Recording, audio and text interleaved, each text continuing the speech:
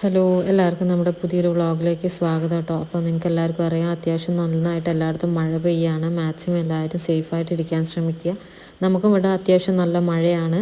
പക്ഷേ നമ്മളത് അങ്ങനെ അങ്ങോട്ട് ബാധിക്കുന്നില്ല എന്ന് മാത്രമേ ഉള്ളൂ കേട്ടോ. നമ്മളെ തൊട്ടടുത്തൊക്കെ അത്യാവശ്യം വെള്ളം കയറുന്ന ഒരു ഏരിയകളൊക്കെ ഉണ്ട്. നമ്മളത് പിന്നെ അത്രയ്ക്ക് അങ്ങോട്ട് വെള്ളം കയറുന്ന അങ്ങനെ ഒരു ഏരിയയിലല്ല കേട്ടോ നമ്മൾ താമസിക്കുന്നത്.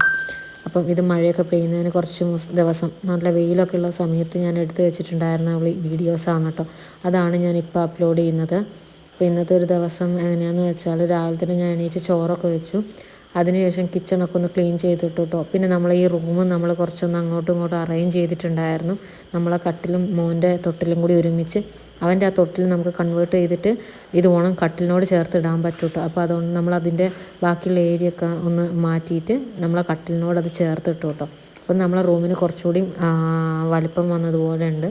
പിന്നെ അവൻ്റെ അവിടെ ഉണ്ടായിരുന്ന ഒരു അലമാര നമ്മുടെ ഈ അലമാരേൻ്റെ സൈഡിൽ തന്നെ എടുത്തിട്ടു കേട്ടോ. അത് കഴിഞ്ഞ് മൊത്തമായിട്ട് ഞാനൊന്ന് ക്ലീൻ ചെയ്തു.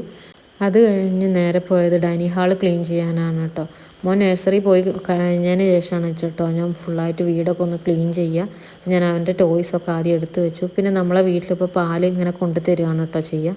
അപ്പം ഞാൻ എൻ്റെ പണിയൊക്കെ കഴിഞ്ഞെത്തുമ്പോഴേക്കും ചോറ് അത്യാവശ്യം വെന്തിട്ടുണ്ട്. ഇനി നമുക്കതൊന്ന് റൈസ് കുക്കറിൽ ഇറക്കി വെക്കണം.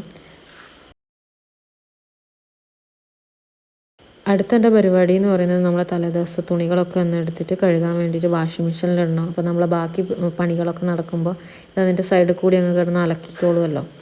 അപ്പോൾ ഞാനിപ്പോൾ പുതിയ ഡ്രസ്സൊക്കെ കല്ലിലും അതേപോലെ നമ്മൾ വീട്ടിലിടുന്നതും പുതപ്പും മോൻ്റെ ഡ്രസ്സുകളൊക്കെ ഇതുപോലെ മെഷീനിലുമാണ് കേട്ടോ ഇടുന്നത്. പിന്നെ അവൻ്റെ ഡൈപ്പേഴ്സൊക്കെ ഒന്ന് എടുത്ത് മാറ്റാനുണ്ടായിരുന്നു. അത് സൈഡിൽ തന്നെ ഒരു ബക്കറ്റ് ഉണ്ട്, അതിൻ്റെ അകത്ത് ഇട്ടിട്ട് മൊത്തമായിട്ട് നമ്മൾ കീറി അതിൻ്റെ ജെല്ലൊക്കെ കളയുകയാണ് കേട്ടോ ചെയ്യുന്നത്. പിന്നെ അത് കഴിഞ്ഞ് ഇന്ന് ഉച്ചയ്ക്ക് സോയാബീൻ കറി വെക്കാമെന്ന് വിചാരിച്ചു. അപ്പോൾ ഞാൻ അത് കുറച്ചെടുത്ത് വെള്ളത്തിലിട്ട് വെച്ചു.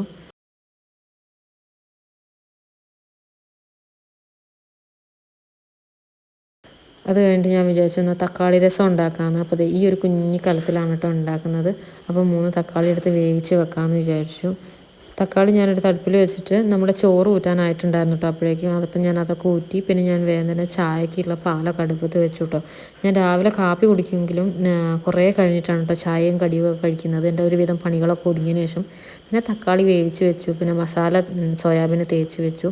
പിന്നെ ഞാൻ നേരെ പോയി ചായ കുടിച്ചിട്ടു. ഇനി ചായ കുടിച്ചിട്ടാണ് ബാക്കി കുക്കിംഗ്. അപ്പോൾ ഇത്രയൊക്കെയുള്ളൂ ഈ കുഞ്ഞു വ്ളോഗ്. അപ്പോൾ ഓക്കെ, ബൈ.